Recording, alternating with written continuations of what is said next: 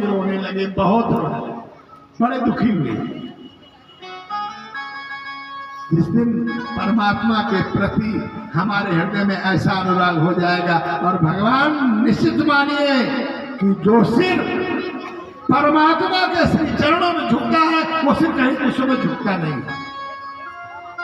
अगर आपने धारणा बना रखा है आपका सिर परमात्मा के श्री चरणों में झुक रहा है, तो आपका सिर समाज में, संसार में भगवान कहीं झुकने नहीं देंगे। एक संत का चरण बंदन किया, यति ने पूछा, उस संत ने पूछा, कथम रोदसे विप्रत्वम काते चिंता बलियसी बद तुम सत्वरम मह्यम स्वस्य दुःखस्य कारण। हे ब्राह्मण, कथम रोदस विप्रत्वम, हे ब्राह्मण तुम क्यों रो रहे? काते चिंता बलियसी, तुम्हारे हृदय में कौन सी चिंता है? बद तुम सत्वरम में, ये तुरंत बताओ, तुरंत। महाराज आप लोगों ने कहा, महाराज मैं ब्राह्मण हूं, परमात्मा ने सब कुछ दे रखा है, लेकिन कोई पुत्र नहीं है।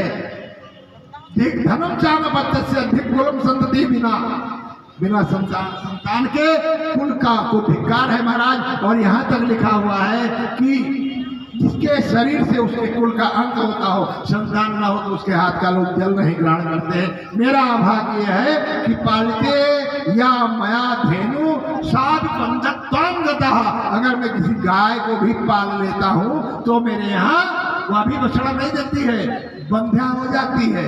रोपितो यो मया वृक्ष, अगर मैं किसी वृक्ष को रोपित करता हूँ तो भी फलम नहीं दास्यति, फल नहीं देता है महाराज। ऐसे इतना हकहाकी हूँ महाराज मैं,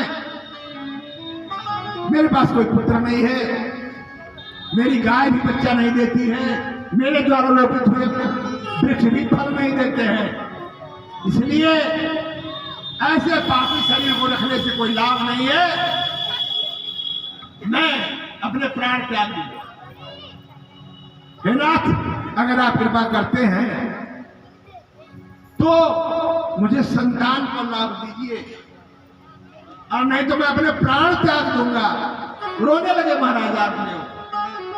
ब्राह्मण ने कहा, अरे भैया ये माया है, कौन किसका पुत्र और कौन किसका पति, कौन किसका बेटी और कौन किसका बेटा। ध्यान दीजिएगा, माताएं बहनें सब बैठी, भाई लोग बैठे, मैं चैलेंज करके कहता हूं, ये सारा संसार आपका तन चाहता है और आपका धन चाहता है। इस विश्व में पति पत्नी से सन्निकट रिश्ता कुछ नहीं है, लेकिन वह भी आप भी यही चाहते हैं कि वो बेचारी यथा समय हमारे कपड़े धोए। आप घर गए हैं, पत्नी का मन खिन्न है अथवा हर समय है या विषाद में है, उसे पीहर का स्मरण हो रहा है, उसे सहेलियों का स्मरण हो रहा है। कोई बात है, कुछ कष्ट है, बड़ा कष्ट है हृदय में, लेकिन आप ऑफिस से आए हैं, अरे तूने चाय नहीं दिया अभी तक, तूने ये व्यवस्था नहीं करी। सारा संसार आपका तन चाहता है और आपका धन चाहता है, और पत्नी भी यही करती है। आप ऑफिस में डांट खा के आए, बॉस ने आपको फटकारा है, आपका काम नहीं पूरा हुआ है, उससे क्या लेने देना। अरे साहब आप तो 10-10 बजे रात तक, वो नहीं जानती कि ओवर टाइम कर रहे थे, बहुत परेशान, बड़ी डांट पड़ी है ऑफिस में। कहें कि आप 10 बजे तक आते नहीं, आप बच्चों का ध्यान नहीं है, आप कुछ करते ही नहीं हो। ये सारा संसार आपका तन चाहता है, आपका धन चाहता है, और हमारे ठाकुर जी सरकार न आपका तन चाहते हैं न आपका धन चाहते हैं, ये केवल आपका मन।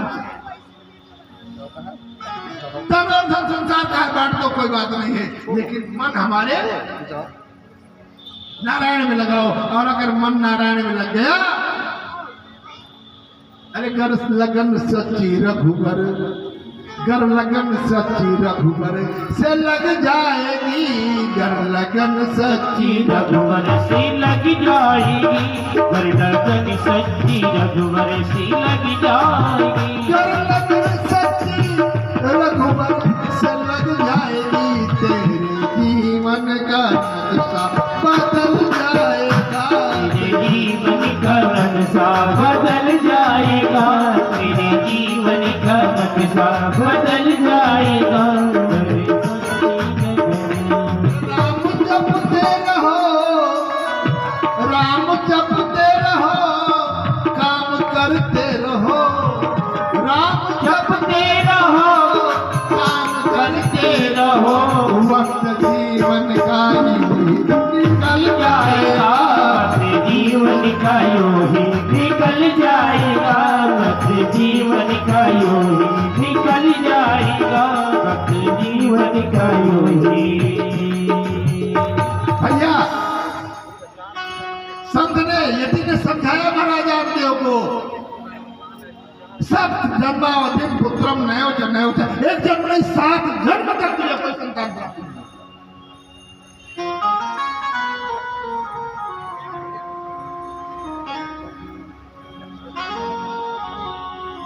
संकेत हो रहा है कि समय ज्यादा हो गया है, लेकिन थोड़ा सा इस प्रसंग को तो पूर्ण करना ही पड़ेगा। भाई महाराज आप देव ने कहा महाराज मुझे पुत्र चाहिए। साधु बाबा ने कहा एक जन्म नहीं 7 प्रारब्धम विलोकितो मया, तुम्हारा प्रारब्ध मैंने देख लिया है, 7 जन्म तक कोई पुत्र नहीं होगा।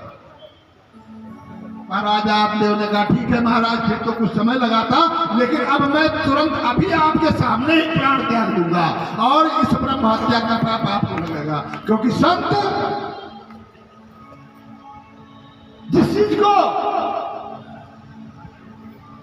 जिस चीज को परमात्मा नहीं बदल सकते हैं, उसको परमात्मा का भक्त बदल सकता है। आप संत हैं, आप चाहेंगे तो निश्चित रूप से मुझे संतान मिलेगी, और अगर आप नहीं चाहते हैं तो मैं आपके सामने ही प्राण दे दूंगा और ये पाप आप साधु को दया। परमात्मा है कृपा,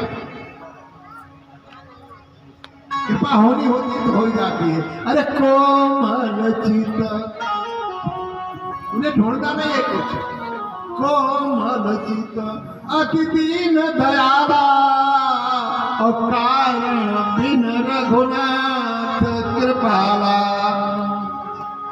बिना हेत जो द्रवे दीन पर श्याम सरिस को नहीं। अकारण भक्तों पर कृपा कर देते हैं। यति ने क्या किया, अपनी झोली से एक फल निकाला और कहा हे ब्राह्मण इसे ले जाओ, इस फल को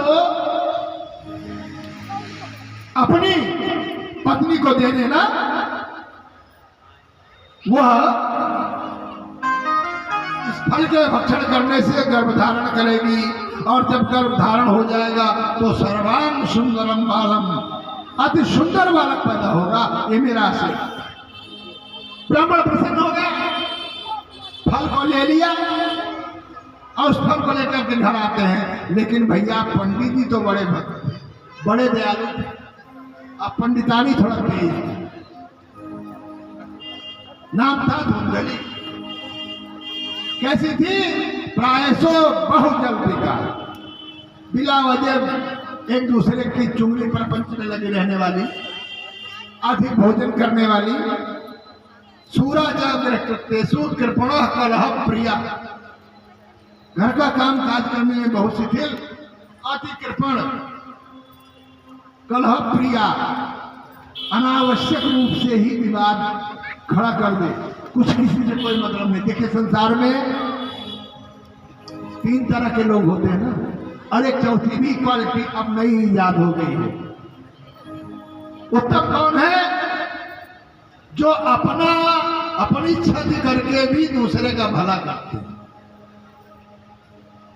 भाई एक ही रोटी है, कोई साध अभ्यागत आ गया है तो भैया उसकी सेवा कर दिया, स्वयं भूखे सो गए, स्वयं को कष्ट उठा लिया, दूसरे का कष्ट दूर कर दिया। ये तो उत्तम क्वालिटी के लोग हैं। और मध्यम एक रोटी है, महाराज जी आए हैं, महाराज जी ऐसा करिए कि आधा आप पा लीजिए आधा हम पा लें, दोनों का काम चल जाए।